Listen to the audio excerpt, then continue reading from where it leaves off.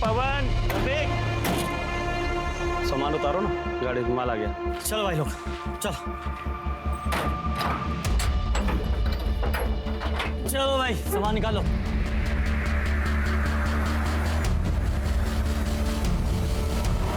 अबे ये लाल रस्सी हमारी है, सामान के साथ नहीं है, अंदर रख इसे। निकालो यार, सामान निकालो सब फटाफट। बल्लू, दो चाय। अरे तुम लोग कानपुर हाईवे से आ रहे हो ना? हाँ। अरे सुना है हमने वहाँ पे आज भी एक धंधे वाली गिलास मिली है। अरे पुलिस पूछताछ कर रही है। गोपी भैया, जोरों की भूख लगी है, सुधीर के ठेले पे जाके कचौड़ी खाते ना। अरे कचौड़ी भी खा लेना, पहले चाय तो पी लो। अगर यार ऐसे हाईवे पे खून होते रहे ना तो एक दिन ये हाईवे भी भूतिया बन जाएगा।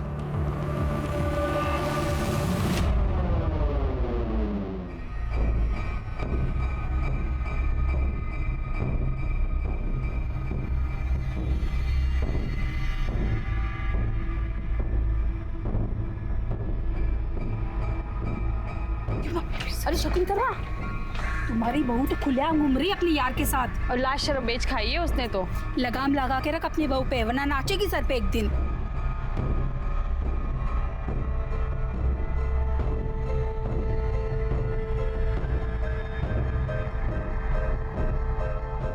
पाखी। हाँ मम्मा। ये देखो। वाह, थैंक यू मम्मा। ये आपके लिए मैंने नहीं, सुधीर अंकल ने भेजा है। वाह कितनी क्यूट डॉल है ये। निकल जाओ हमारे घर से, ये लो सामान और चली जाओ। मम्मी जी। मम्मी जी नहीं, निकल यहाँ से। छोड़ो मुझे। अरे क्या छोड़ो, जाओ यहाँ से। चल तू भी निकल। पापा क्या, हम कहाँ जाएंगे? निकलो यहाँ से। भाभी आपके लिए अरे पाखी बेटा, क्या कर रही हो? आओ चलो बैठो अंदर। अरे तुम क्यों खड़ी हो? आओ ना, बैठो बैठो। देखो सुधीर को कुछ भी मत बताना, हम हाथ छोड़ते हैं।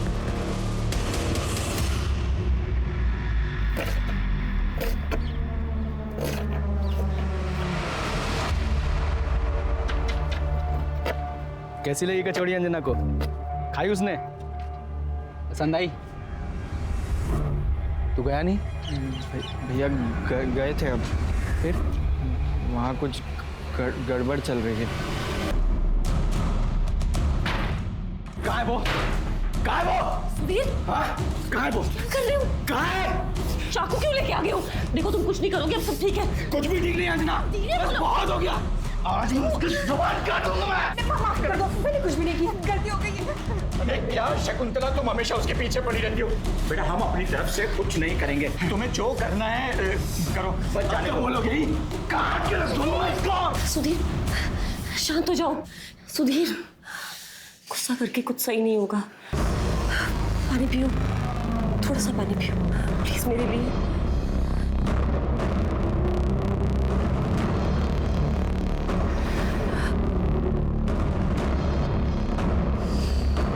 अच्छा हुआ तुमने मुझे शांत कर लिया, तो पता नहीं क्या हो जाता। सिर्फ तुम ही जानती हो अंजना, मेरा गुस्सा कैसे शांत करना है।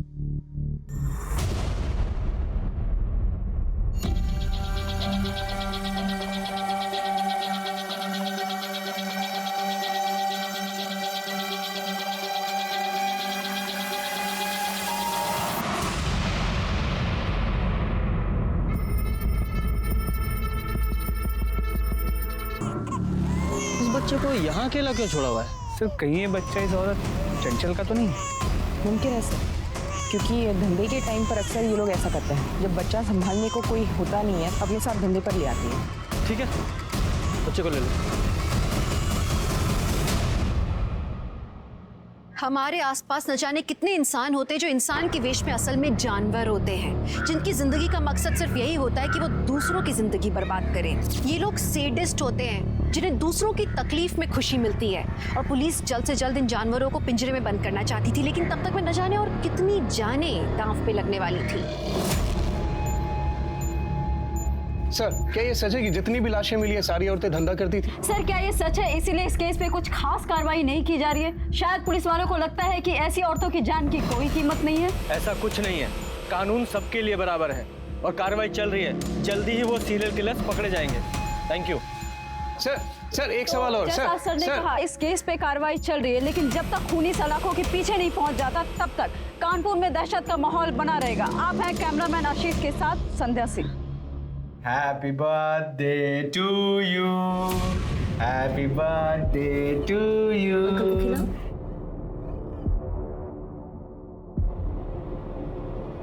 ये आपके लिए। Oh thank you uncle. You too. Happy birthday. Aunty, अरे केक तो खाओ, बाकी का बर्थडे है और बिना अंडे वाला केक है।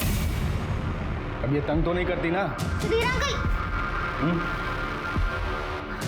नहीं, अब सब ठीक है। सर, जो चाकू हमें चंचल की लाश के पास मिला उस पर लगा खून चंचल का नहीं है। इसका मतलब चंचल ने खुद को बचाने के लिए कातिल पर वार किया होगा और कातिल का खून उस चाकू पर आ गया होगा। कातिल का डीएनए अब हमारे पास है, ये एक बड़ा सबूत है। अरे रुको, कहाँ घुसे जा रहे हो? अरे मेरे साथ से बात करनी है, मेरे साथ से बात करनी है। आने दो, बोलिए। साहब, हम चंचल और सोनू की तरह मरना नहीं चाहते साहब, हमें बचा लीजिए साहब। सर, अब तो हर वक्त हमें पर्स में चाकू लेके घूमना पड़ता है। पता ही नहीं कब कौन कहाँ से हमला कर दे। हम तो कहीं नौकरी भी नहीं कर सकते साहब, मगर बच्चे का पेट पालने के लिए कुछ ना कुछ तो करना पड़ेगा ना। चंचल का बच्चा आपके पास है ना सर, प्लीज आप उसे हमें दे दीजिए, हम सब मिलकर उसे पाल लेंगे। साहब, हम लोग तो समाज में बदनाम है साहब, मगर मुसीबत के वक्त सुख दुख में एक दूसरे का साथ देती है साहब। देखिए, मैं आपकी भावनाओं को समझता हूँ और उनकी कदर भी करता हूँ, लेकिन माफ कीजिए, बच्चा हमने एनजीओ में भेज दिया है। और रही बात कातिल की, तो आप लोग चिंता मत कीजिए, वो जल्द से जल्द सलाखों के पीछे होंगे।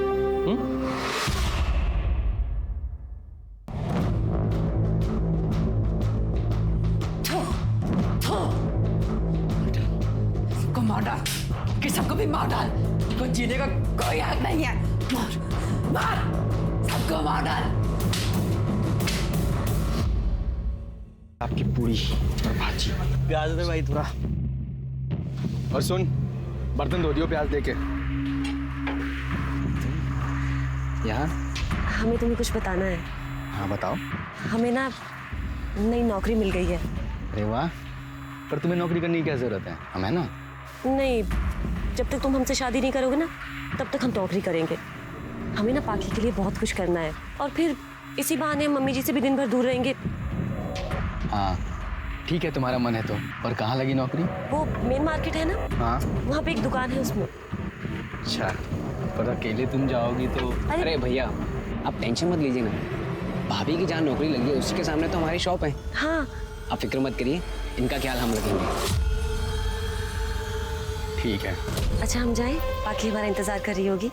कचौरी दें? अब गुड्डू के हाथ भिजवा देना। ठीक है, बाय भाभी।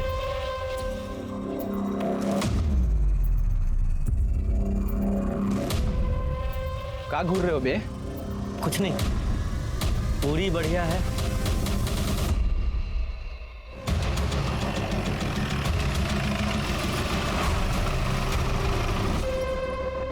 सर, ये गोपी का एक ट्रक है, यही एक आदमी हमारे हाथ में लग रहा है और इसके ऊपर एक हाफ मर्डर का केस भी है और इसके बीवी ने भी इसके ऊपर कंप्लेंट की थी। अगर ट्रक है तो वो भी आसपास ही होगा, या मार्केट में चेक करते हैं। सर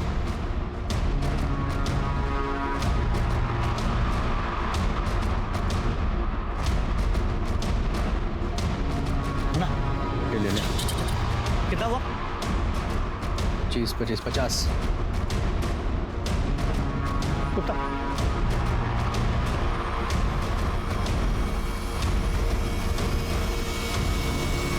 वो दोनों ट्रक तक पहुंचे उससे पहले हमें जाना चाहिए। तुम अंदर चेक करो, मैं आगे देखता हूँ। सर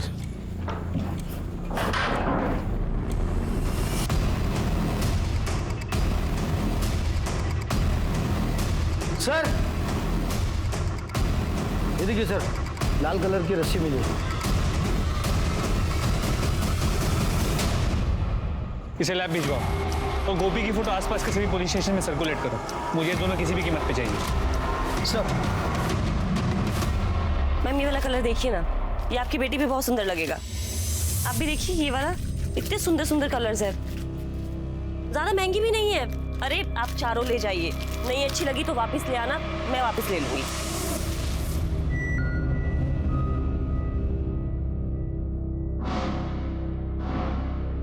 हो गया, थैंक यू। अंजना, जब से तुम आई हो ना, सेल्स डबल हो गए। Thank you sir. मैं तो बहुत खुश हूँ और इसलिए मैं तुम्हें कुछ गिफ्ट देना चाहता हूँ। वैसे तुम्हारा साइज क्या है?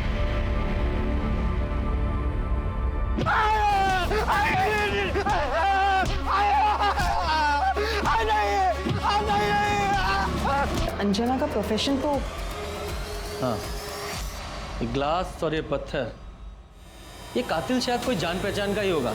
उसी के लिए इस ग्लास में शायद पानी लेकर आई होगी। दोनों एविडेंस बैग में डालो और फिंगरप्रिंट के लिए भेजो और बॉडी पोस्टमार्टम के लिए भेजो। शर्मा, इस सुधीर को भी साथ में ले लो। चल।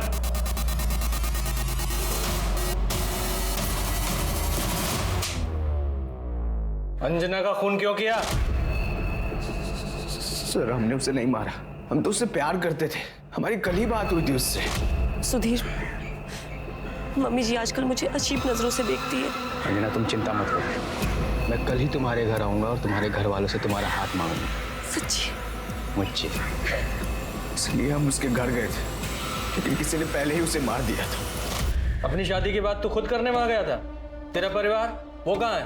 तेरे परिवार को पता है तेरे इस रिश्ते के बारे में? माँ हमेशा बीमार रहती है, इसीलिए हॉस्पिटल में। बहन की शादी हो गई है और भाई छोटा है, इसीलिए शादी की बात करने मैं ही जाने वाला था। और अंजना के सास ससुर, उनकी रजामंदी थी इसमें? सर हमें यकीन है उसके सास ससुर ने उसका खून किया है। अंदर डालो इसे। सर हमने कुछ नहीं किया सर, सर हमारा विश्वास कीजिए, हमने कुछ नहीं किया। शर्मा, इसके घर की और ठेले की अच्छे से तलाशी लो। सर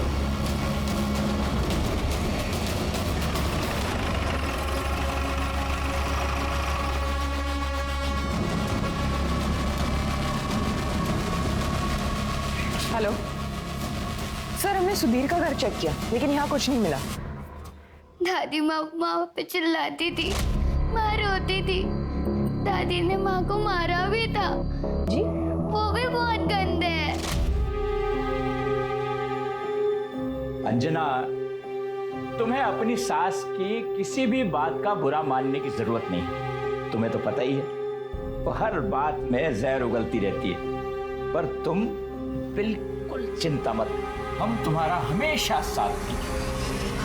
हम हैं ना? क्या कर रहे हैं? खबरदार अगर हमें दोबारा हाथ लगाने की कोशिश की तो, अगर सुधीर को बता दिया ना। देखो बेटा, तुम्हें कुछ गलतफहमी हो गई है, हम तो तुम्हें बस दिलासा दे रहे थे। मम्मी, माँ चुप रहती थी क्योंकि मुझे और माँ को यकीन था कि सुधीर अंकल हमें यहाँ से बहुत दूर लेके चले जाएंगे। तुम्हारे लिए। Thank you. ये क्या कह रहे हैं आप? हमने तो हमेशा अपनी बहू का साथ दिया। जब अंजना का खून हुआ कहाँ थे आप लोग? हम दोनों मार्केट में थे, पूछ लीजिए आप। पता लगा है हमें आप दोनों के बारे में, एक ही थाली के चट्टे बट्टे हैं आप लोग। हाँ, आप तो हम ही पे शक कर रहे हैं। हमने बताया ना, हम घर पे नहीं थे उस समय। बल्कि मैं तो आपको ये कह रहा हूँ कि वो जो सुधीर है ना, उसी ने हमारी बहू को जान से मारा होगा। बहुत गुस्से वाला है वो। हाँ इंस्पेक्टर साहब, आप जिस तरह से समझ रहे हैं ना, वैसे हमारी बहू थी नहीं। मोहल्ले में उसके काफी सारे आशिक घुमा करते थे।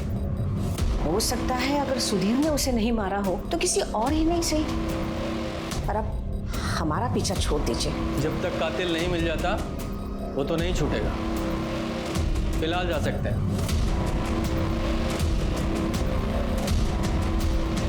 शर्मा, जरा पता लगाओ ये सच बोल रहे हैं झूठ, जब बातों में हमें घुमा रहे हैं। सर,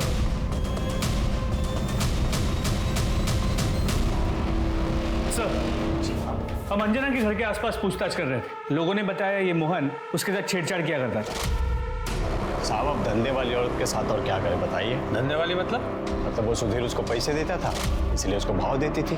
मतलब जिसने भी उसको पैसे दिए उसके साथ घूमती थी। हम भी उसके साथ घूमना चाहते थे इसलिए बार बार पूछ लेते थे। अच्छा, अंदर डालो इसे, जरा पता लगाओ इसकी बातों में कितनी सच्चाई है। सर वगैरह ये औरत जिस आदमी के साथ रहती थी उसकी डिटेल्स निकालो, अपनी खबरों को एक्टिवेट करो और बॉडी को पोस्टमार्टम के लिए भेजो। सर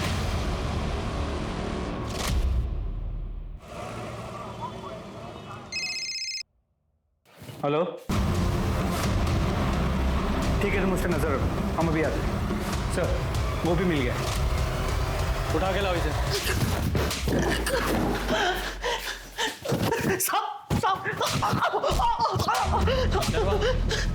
साहब, हमने कोई गलती नहीं किया।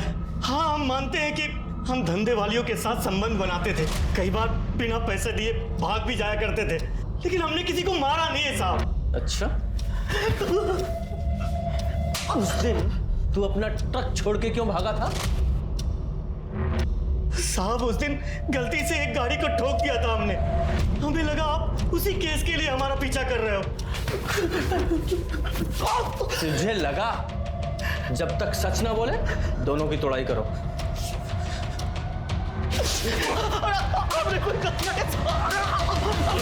सर, अंजना और निराली के गले पर भी लाल रंग के रस्सी के ट्रेसेस मिले हैं। ये कातिल का मॉडस ऑपरेंडी सेम है, लेकिन विक्टिम्स के पैटर्न बदल गए हैं।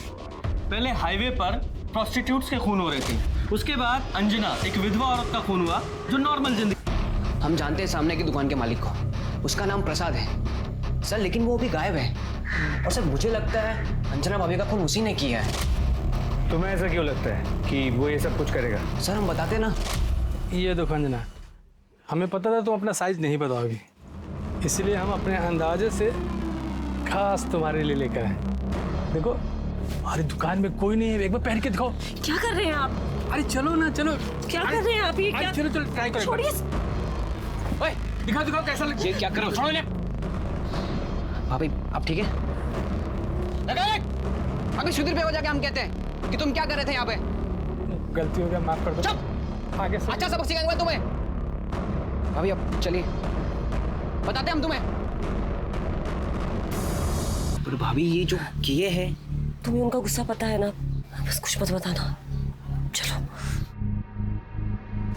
सर अब हमें लगता है कि हमें भैया को बता देना चाहिए था, शायद भाभी आज जिंदा होती। सर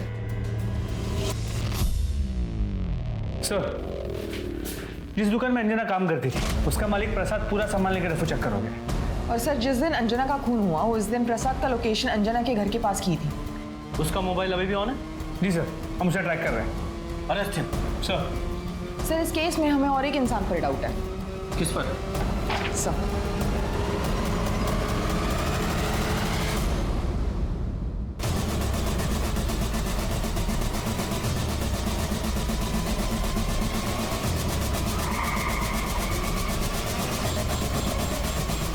चल, खत्म हुआ जरा चूहे बिल्ली का खेल। चल बोल। हमने कुछ नहीं किया साहब, हमको कुछ नहीं पता। उस दिन अंजना शॉप पर नहीं आई थी तो हम उसको देखने के लिए उसके घर पे गए थे। वहां गए तो हमने देखा कि एक लड़के ने पत्थर से उसका सर फोड़ दिया। हम बहुत डर गए थे साहब, डर के वहां से भागे तो उस लड़के ने हमको पकड़ लिया और धमकी दिया कि अगर हमने अपना मुंह बंद नहीं रखा तो हमारा भी सर फोड़ देगा। उसके बाद हम वहां से भाग गए साहब। इस मैटर से हमारा कुछ लेना देना नहीं साहब, हमको छोड़ दो साहब, हमको छोड़ दो। उस लड़के को जानते हो? नहीं साहब। अरे शक्ल देखी थी, पहचान लोगे? जी जी जी सर। स्केच बनवा सकते हो? हाँ सर, हाँ सर। गोभी के ट्रक में जो लाल रस्सी मिली थी उस पर किसी के भी खून या ब्लड के ट्रेसेस नहीं मिले। तो हो सकता है इस गोपी ने किसी दूसरे रिश्ते का इस्तेमाल किया हो। Excuse me. हेलो। हाँ साहब, निराली के साथ जो आदमी रहता था ना, उसका नाम रामशरण। रामशरण कहाँ मिलेगा ये?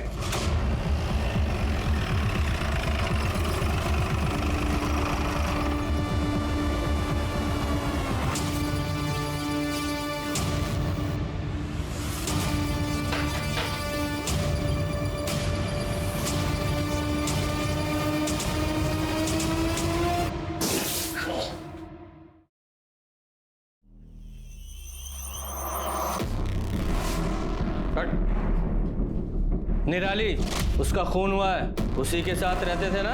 हाँ साहब। अच्छा हुआ वो मर गई, उसने हमारी जिंदगी बर्बाद कर दी थी, हमें हमारे बेबी बच्चों से दूर कर दिया था उसने। ये तेरे चेहरे पे चोट कैसी है? ये तो साहब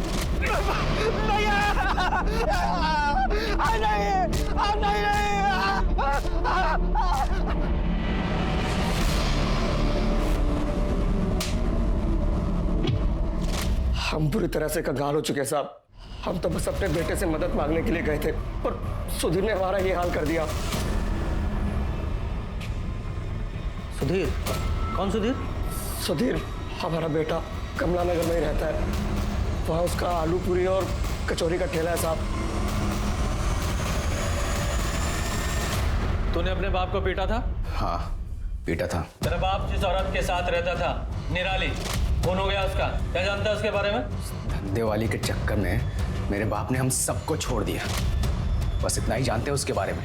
और वो तेरी अंजना, उसके बारे में भी लोग ऐसा ही बोल रहे हैं, वो पैसे के लिए तेरे साथ में थी। क्या बकवास है? ज्यादा गर्मी मत दिखा। सर वो एक शरीफ औरत थी और हम दोनों एक दूसरे से प्यार करते थे। जब से उसने जॉब करना शुरू किया था तब से पैसों से भी कोई मदद नहीं ले रही थी, और वैसे भी किसी अपने की मदद करना कोई गुनाह है क्या? अच्छा सर हम सच बोल रहे हैं, कमीने लोग खामखा शरीफ औरत को बदनाम कर रहे हैं।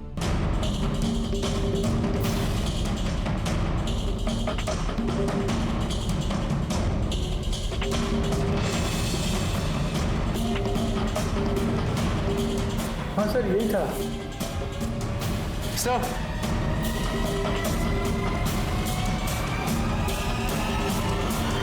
उठा के लाओ इसे। बोल। अंजना का मर्डर किया ना तूने?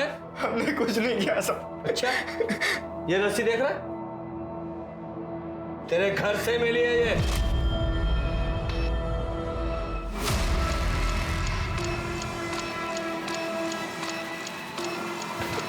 अब बताएगा या और खातिरदारी करूं तेरी? बोल। और मनोज, पैर कैसा तुम्हारा? वो तुम्हारा डीएनए सैंपल लेना है और स्टूडियो की तलाशी लेनी। गुप्ता अंदर जाओ। अरे तुम यहाँ सुनो, तुमसे कुछ बात करनी है। पिछले बार भी जब हम यहाँ आए थे तुम ठीक से चल नहीं पा रहे थे, बता सकते हो क्यों? वो तो सर हम सीढ़ियों से गिर गए थे ना। फिर तुम्हारे डॉक्टर ने ये क्यों कहा कि तुम्हारे पैर में चाकू या किसी नुकीली चीज से घाव किया गया है? टाके भी लगे हैं, वो चाकू हमें मिल गया है और उस पे लगे खून से तुम्हारे खून को मैच करना है और उसके बाद फिर सर यहाँ आइए। अच्छा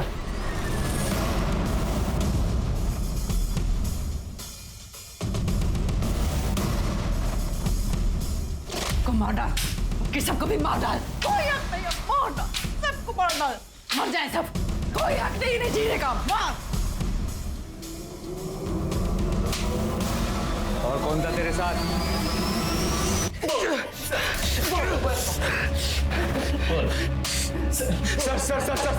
सर हम बताते हैं सर हम बताते हैं। हमारा बाप सबके सामने उस धंधे वाली निराली को हमारे घर पर लेकर आता था, हमारी मौजूदगी में। अब तक आप घर के बाहर जो कुछ भी करते आए, मैंने सब चुपचाप बर्दाश्त कर लिया, पर अब बंद कीजिए ये सब। मेरे नहीं तो कम से कम बच्चों के बारे में सोचिए। मतलब बहुत बुरा असर पड़ता है इन सबका। मैंने मनोज और ज्योति को अपने मायके भेज दिया है, पर वहाँ कब तक रहेंगे वो? इसे बाहर निकाल दीजिए ना। अब तू मुझे बताएगी कि मुझे क्या करना है? तू बताएगी। ये मेरा घर है, इस घर में वही होगा जो मैं चाहूंगा। तुझे शर्म नहीं आती मेरा घर बर्बाद करते हुए? निकल यहाँ से, बाहर निकल, निकल जा। तेरा खराब हाथ ही कब था? अपने आप को देखा और इसको देख, इसकी खूबसूरती को देख। हमारा बाप हमारी माँ के सामने ही उस कमीनी के साथ खुलेआम। और एक दिन घर के सारे जेवर पैसा सब कुछ लेकर हमारा बाप उस निराली के साथ भाग गया सर। हमारे लिए नफरत उसके लिए दिन ब दिन बढ़ती चली गई थी। सब्र का बांध टूटा टूटा जब एक दिन सा। क्या हुआ? क्या हुआ? रो क्यों रही है? क्या हुआ? भैया, मेरा पति एक धंधा करने वाली के प्यार में तो चुका है और अपनी सारी कमाई उस पर लुटा देता है। हमें लगता है कि उसको कोई गुप्त रोग भी हो गया है। हमारी तो पूरी जिंदगी बर्बाद हो गई है। अब हम क्या करेंगे भैया? हमारी माँ जिस नरक से गुजरी थी सर, उसी नरक से हमारी बहन भी गुजर रही थी। हमारा खून खौलता था सर। ये सब धंधे करने वाली औरतें सर ये सबके घर बर्बाद कर देती है। लेकिन अब और नहीं, इन सबको हमेशा के लिए सबक सिखाना जरूरी था। इसीलिए इन भैया के साथ मिलकर उन धंधे वालियों को मारना शुरू किया। उनके खूबसूरत चेहरे को बिगाड़ देते थे ताकि उनमें डर पैदा हो और हमारे परिवार की तरह दूसरा कोई परिवार बर्बाद ना हो सर। पर हमारा बदला अभी भी अधूरा था और अचानक एक दिन हमारा बाप पैसों की भीख मांगता हुआ हमारे सामने आया। तब जाकर हमें पता लगा इसका और किसने और क्यों किया।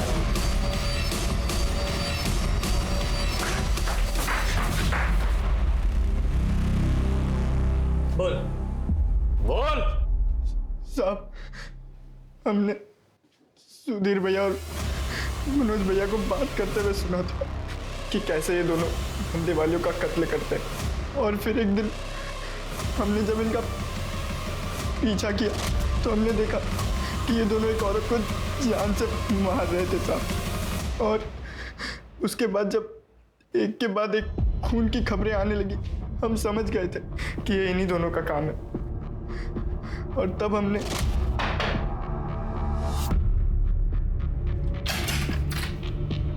गुड्डू, तुम? नमस्ते भाभी। नमस्ते भाभी, वो हम यहाँ से गुजर रहे थे और बहुत जोर से प्यास लगी है।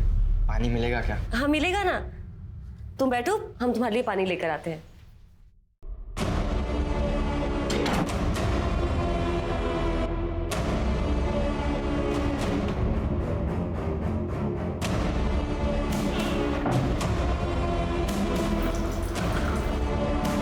तो तुम्हारा मूवी इसकी तरफ फोड़ देंगे, समझे? निकल। हम अंजना भाभी के खून में इन दोनों को फंसाना चाहते थे ताकि जब ये दोनों जेल चले जाएं तब हम इनका ठेला अपने नाम करा ले। छोड़